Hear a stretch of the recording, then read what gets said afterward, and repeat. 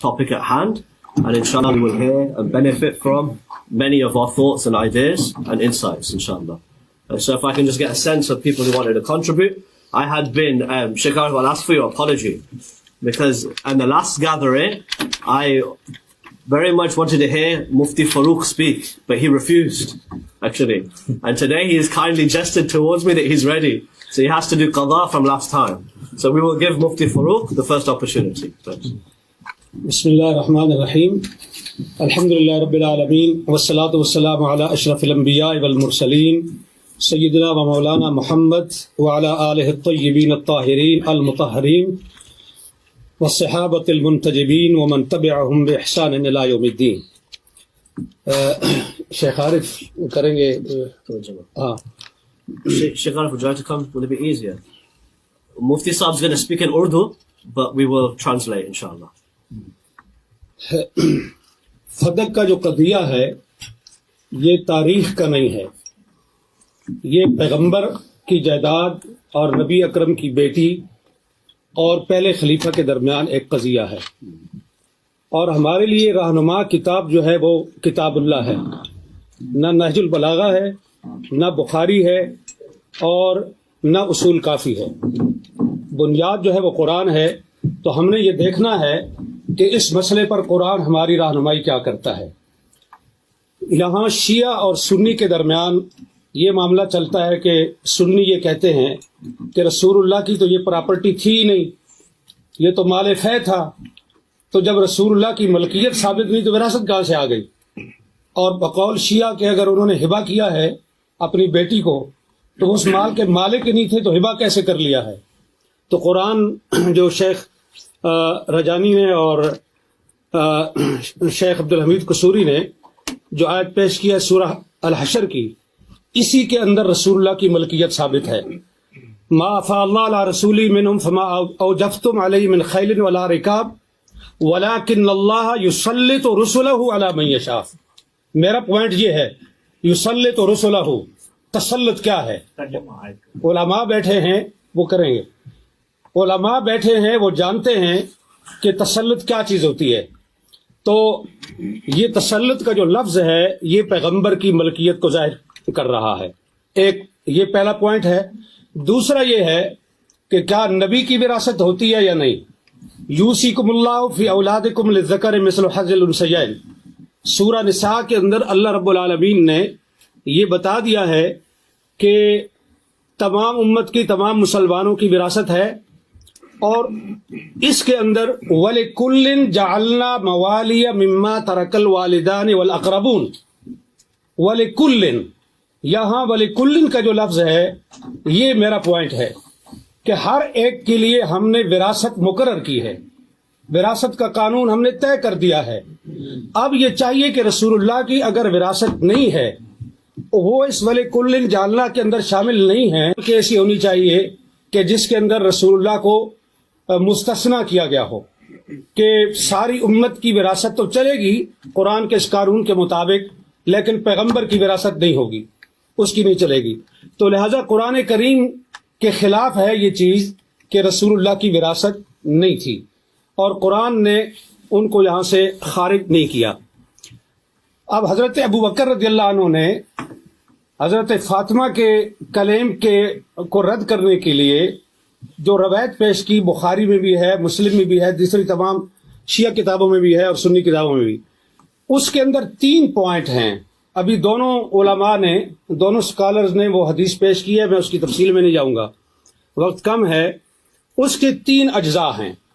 پہلا جز یہ ہے کہ انبیاء کسی کے وارث نہیں ہوتے، یعنی وہ اپنے والدین کی وراثت نہیں لیتے. دوسرا پوائنٹ یہ ہے کہ انبیاء کی وراثت نہیں ہوتی، ان کا کوئی رشتہ دار اور ان کے کوئی قریبی جو ہیں عزیز وہ ان کی وراثت نہیں لے سکتے. اور تیسرا پوائنٹ یہ ہے کہ جو کچھ انبیاء چھوڑتے ہیں وہ صدقہ ہے. اب یہاں سوال یہ ہے کہ انبیاء کی وراثت نہیں ہوتی تو رسول اکرم صلی اللہ علیہ وآلہ وسلم نے اپنے والد گرامی حضرت عبداللہ بن عبد المطلب کی وراثت لی ہے. اس میں 3 چیزیں تھیں. ایک وہ ان کا مقام تھا جو ان کا آبائی مقام تھا. دوسرا ایمن جو لونڈی تھی، اور تیسری چیز جو ہے وہ تلواریں اور اونٹنی تھی. بعض کہتے ہیں ایک سے زیادہ اونٹ تھے، بعض کہتے ہیں ایک تھے، چلو ایک ہی صحیح، ہم ایک ہی پر اتفاق کرتے ہیں. تو یہ وراثت تھی رسول اللہ کے والد کی. رسول اللہ نے یہ وراثت اپنے والد سے لے لی. تو یہ کیسے وہ کہہ سکتے ہیں کہ انبیاء وراثت نہیں لیتے؟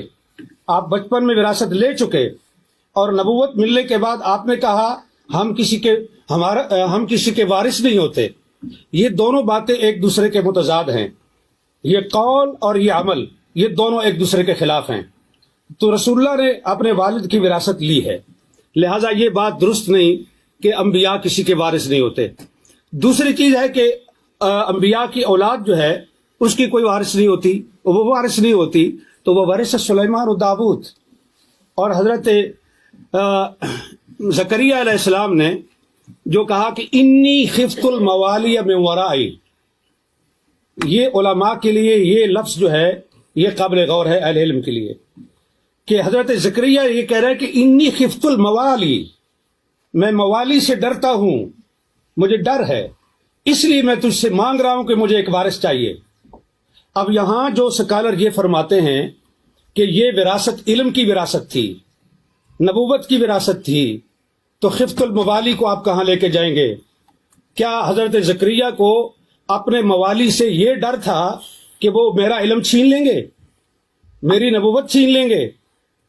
انہیں ڈر اس چیز کا تھا کہ جو میری پراپرٹی ہے اور جو میری جائیداد ہے، میرے بعد میرے موالی اس پہ قابض ہو جائیں گے، اور اسی لیے انہوں نے اس پہ قابض ہو جائیں گے، اور اسی لیے انہوں نے یرثنی و یرث من آل یعقوب یہ انہوں نے مانگا.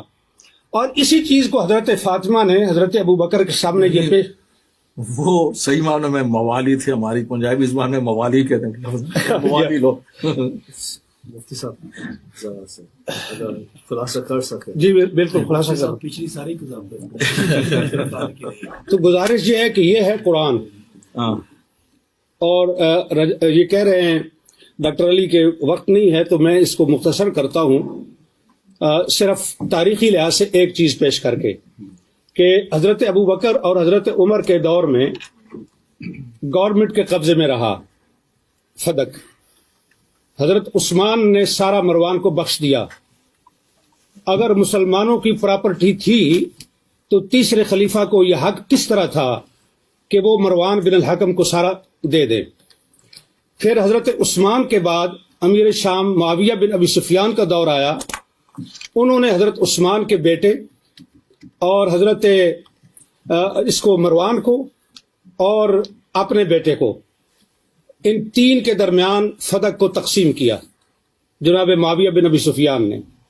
عمر بن عبدالعزیز آئے، انہوں نے یہ، اور پھر مروان نے یہ جائیداد وراثت کے طور پر اس کی اولاد کو پہنچی، عبدالعزیز بن مروان کو، اور اس کے ذریعے سے حضرت عمر بن عبدالعزیز تک پہنچی. عمر بن عبدالعزیز نے سارا فدق جو ہے وہ اولاد فاطمہ کو واپس کیا، یہ کہہ کر کے کہ یہ ان کا حق ہے، ان کے ساتھ زیادتی ہوئی ہے. اب سوال یہ ہے کہ فیصلہ حضرت ابو بکر کا درست تھا، فیصلہ حضرت عثمان کا درست تھا، فیصلہ عمر بن عبدالعزیز کا درست تھا، اور اس کے بعد کی تاریخ انہوں نے بتا دی. یہ مامون الرشید تک پہنچتا ہے، اور مامون کے بعد پھر حکومت کے قبضے میں آیا، اور پھر آج تک بنو فاطمہ کو وہ واپس نہیں مل سکا. تو یہاں میرا پوائنٹ یہ ہے کہ یہ جو حدیث پیش کی جاتی ہے یہ قرآن کے خلاف ہے. اہل سنت کے محدثین کے اصول کے مطابق قرآن پر پیش کرو، درایت پر پیش کرو.